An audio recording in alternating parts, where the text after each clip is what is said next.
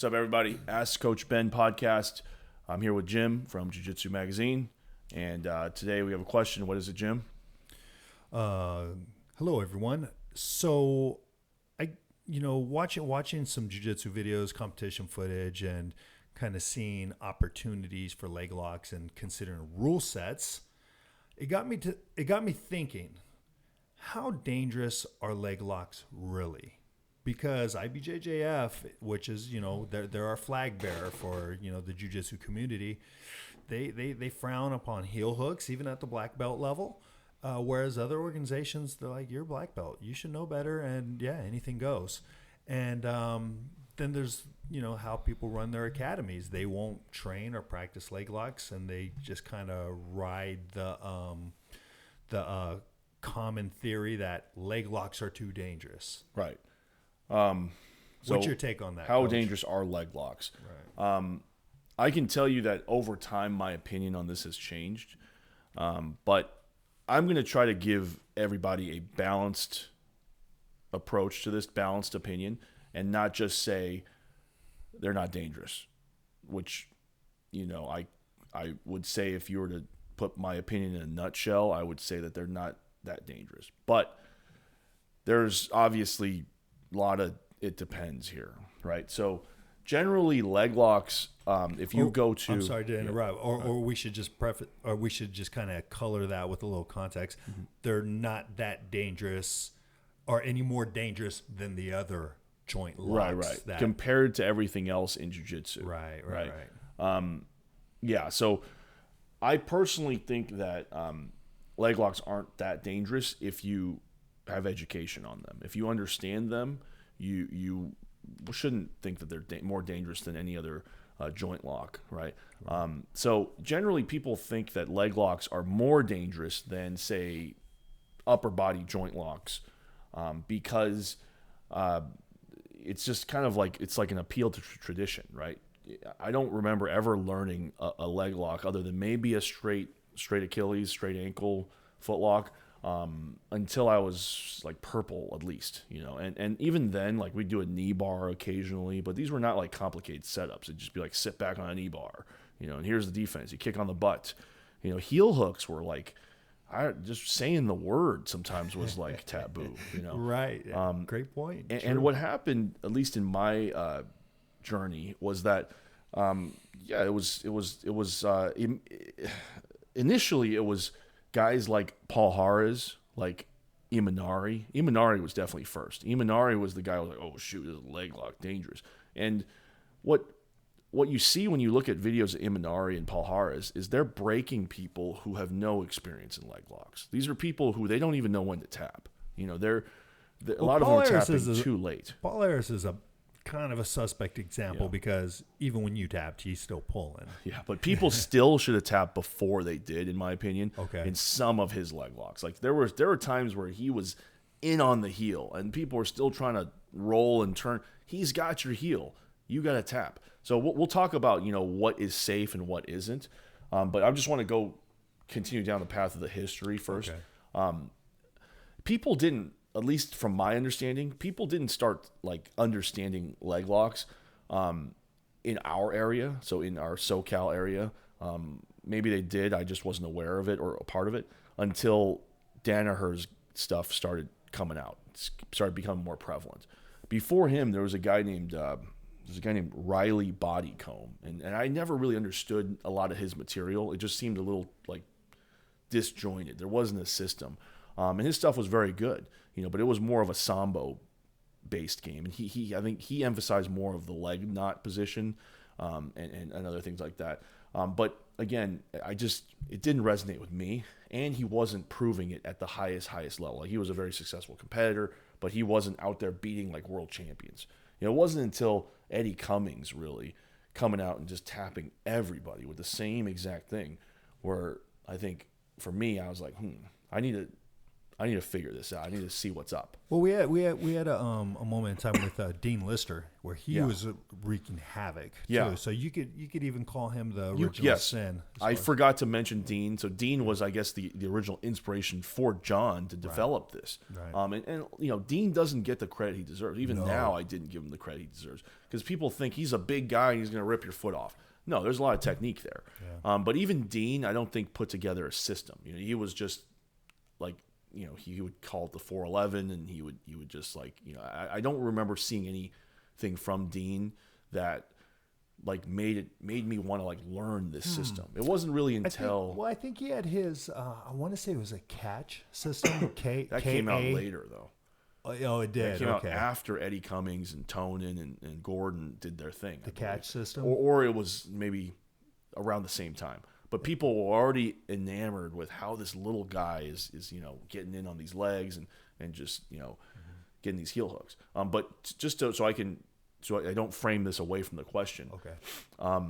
When I started learning leg locks, there was a guy at my gym who was a 10th Planet guy, and he just was heel hooking me, and I didn't even understand the heel hook. I was like, "What is a weird position? Is something gonna happen here?" Or long story short, it wasn't really until a 10th Planet opened up in our hometown in Pasadena where I started learning from Eric Ramey, who's one of the best leg lock coaches I've ever seen, best no-gi coaches I've ever seen, where I started to understand a little bit more and more. And of course, around the same time, Danaher put out his instructionals. There was leg lock instructionals. There were YouTube videos now of leg locks. And long story short, I don't want to make this too long. The reason why I think leg locks are safe is because of all the knowledge now, right? We know when something is at its breaking point, right? So here's an example that I use. If somebody has the most dangerous leg lock is the heel hook, right? If somebody has your heel trapped and your leg is stretched, right? Your leg the slack has been taken out of your leg, and you cannot reach their hand, you cannot heel slip your heel through and make it go through the hole so he doesn't have your heel anymore, you must tap. It's the same as when I like to use this example as like an arm bar, right? If I have you in an arm bar and you have like the hands together, right, in like an S grip or something, that's the same as when somebody has you in the saddle position, in the cross ashi position, and you've crossed your legs, right? You've crossed your legs to defend. That's the same as the S grip. So as soon as they uncross your legs and they grab your heel, that's the equivalent of the arm bar being stretched. Okay. So you must tap. Most people, they don't tap there though. If that's what we're talking about, if they get hurt, it's because the person's grabbed the heel and there's not just a sideways crunching pressure, but the bridging pressure going into the knee. So there's like a knee bar and a torque, and rotational attacks are just hard to judge, right? Like think about, if I twist your arm, you can really feel what's happening. If I twist your leg, you don't quite have the same sensation. Correct. You think, oh, nothing's wrong, and then pow. And I think that's the focal point of the misunderstanding and the misguidance of leg locks and their practicality and the way they're applied is that they don't really hurt until damage is done. Now, when you apply it properly, usually you'll have ankle pressure from a heel hook. You'll feel your ankle kind of pop and give if applied properly. But again, not everybody applies it properly, and not everybody has practiced the position enough to understand what it feels like. So imagine you've never been in an arm bar before, and then I just start putting in arm bars. You're not going to really know when to tap. I mean, it's just like, should I tap here or here, or should I hitchhiker? And you don't really know. So I think that's where leg locks are, or they were, when people were so afraid of them. They didn't understand when do you tap, right? That's why, when have you ever seen early armbar tap, right? You see it, quite a lot, right? But when it comes to leg locks, the tap is even faster. Like people that are really scared of the move. Like you ever watched Paul Harris at ADCC when he caught Lovato and all these guys? Yeah. The second he's under their heel, these guys, or the second he's even looking at their leg, they're tapping, right? So that's like preemptive the other way.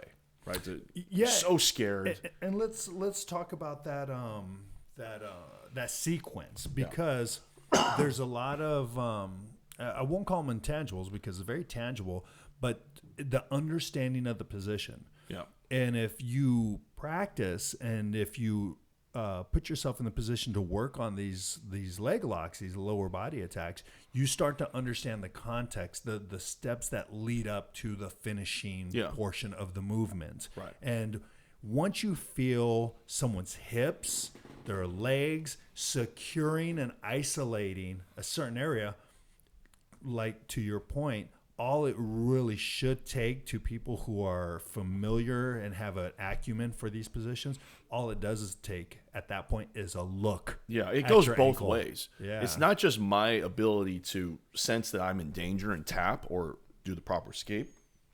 It's up to, if we're training, it's up to you to understand how much force you should be applying, right? Mm-hmm. So a lot of people get, injured with leg locks, I assume, when, let's say we just started learning them, right? And I have your leg in a knee bar, and I'm like, oh, I've never done a knee bar, so I'm going to go as hard as I can. Mm-hmm. Not only, there I'm wrong, obviously, because I just being, not unsafe, but, you may not know that you were in danger because we didn't practice this position enough. Now, if we rolled just leg locks for a year, I'm sure it's no different than any other. I am sure that it is no different from like a guillotine, right? So I know when I'm stuck, I'm in a guillotine. I know when, the lights are going to go out, I need to tap or I need to nap. I know when like a Kimura is where it needs to be and I just need to tap, but I'm just starting to know where like a heel hook or a knee bar needs to be. And just for some practical advice, you need to understand concepts, right? So just like the concept of if your elbow is inside of the hip, you're gonna get armbarred. If your knee is inside the hip, the hip line, you're in danger for leg attacks. Heel hooks and knee bars. You're in danger as soon as you free your knee line. That's why you see people free their knee.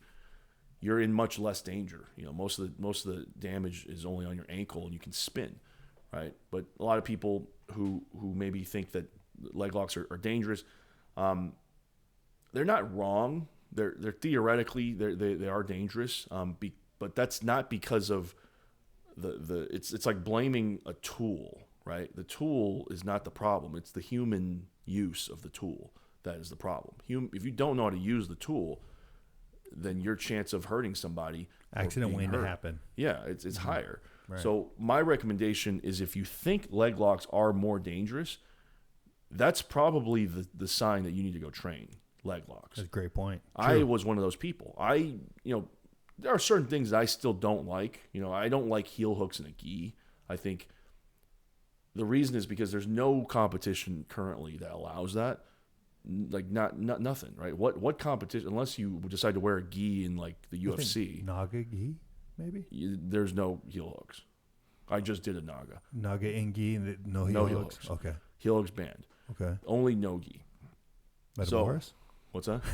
Not that I would say Metamoris, but they're defunct. I don't even think you could do. I've never personally seen a heel hook in a gi, except for one time there was a 5 tournament where there was heel hooks in the gi. And you know what happened? Everybody got tapped out by 50-50 heel hooks. Because the second you get stuck in that 50-50 in the gi, you ain't going anywhere. Right. Whoever gets to the heel first, you're stuck. So anyway, I personally think it's just an education thing and an exposure thing. It's not this is more dangerous. Right? Now, I will say that if you want to look at it from a biomechanics and anatomy standpoint, the knee is somewhat of a different joint, right? The knee does not have any rotational capabilities. It's a primarily flexion extension, so it moves like a hinge. It's similar to the elbow, right? But the difference is that the knee is load bearing, which means that it's more catastrophic to hurt your knee. Right, and so is your ankle, right? If you hurt your ankle, it's more catastrophic because you have to walk on it, right? So, yeah, I mean, you could make an argument for it is more dangerous in certain aspects, but as far as from a jiu-jitsu aspect, from a technique aspect, I don't think it's more dangerous than an armbar. A heel hook to me is like a Kimura, except the Kimura, I mean, actually they are the same, because the Kimura done properly attacks the elbow, and the heel hook done properly attacks the knee. So it's the ankle and the knee. So it's really, yeah. I mean, that example is not perfectly symmetrical, because once the Kimura attacks the elbow, it will get to the shoulder. It'll break the elbow and the shoulder. I don't believe the heel hook will break the hip. So it's more like ankle and knee. So it is slightly different. Yeah, right? the Kimura, that doesn't attack the elbow, does it? It's more Kimura? more of a shoulder, right? Done properly, it will break the elbow. Break the elbow. Okay. Yeah, done properly. So meaning you have maximal leverage. Yeah, it depends on the position too, obviously. Sure. North-south probably won't, but side control, you remember when Frank Mir's Kimura exploded Nogueira? Mm-hmm. Where did it break? It broke the humerus. Yeah. Right? So yeah, that's a meet you halfway. Yeah, it's all right. We're not sure. It might have blew the elbow first, and then the humerus decided to break. But either way, so to answer the question, are leg locks more dangerous than any other submission?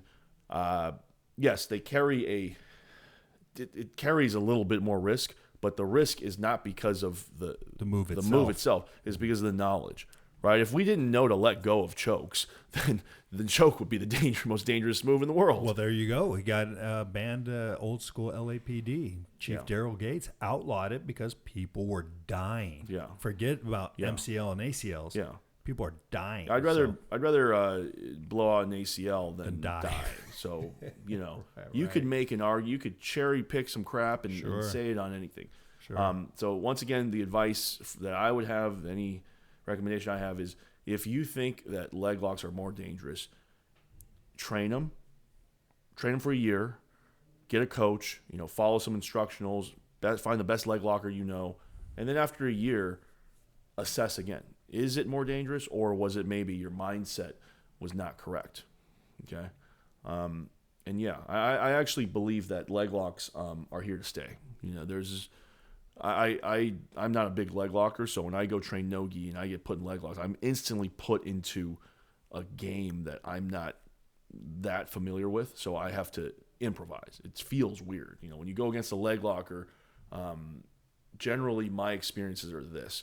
When you face a leg locker, their pressure, their top pressure is going to be very minuscule, but their bottom pressure, their entanglements, their ability to put you in entanglements that you are at a disadvantage, you got to be really careful. So that's that. All right. Well, very good, Coach Ben. Once again, that's some pretty good advice. I like that. If you feel it's dangerous, then go into the storm, study it a little bit more. Don't go out and start ripping people's legs off. And yeah, I can't emphasize that enough. It's if you avoid it, if you fear it, that's gonna probably be the thing to injure you in the future, because you never know. I've been put in a heel hook and a gi by many people that don't understand what's going on. I've been to visiting academies. All of a sudden, I'm in the gi. You put me in a heel hook. Well, I know how to escape, so I'm going to slip the heel. I'm going to control the hand, and I'm going to say, "Hey, man, we're doing heel hooks in the gi. Then I'm going to be doing them too, but you got to let me know this, right?" So this is just So anyway, even if you're not going to do leg locks, you should understand the escapes. So there you have it. All right, good stuff. All right, thanks, Coach. Appreciate it. Another good one. Hit him up on Instagram at Coach BZ. That's Bravo Zulu for you phonetically inclined. Yes, sir. Follow at Jiu Jitsu Mag. Hey, that's me. All right. Thanks, Coach. Thanks, Jim.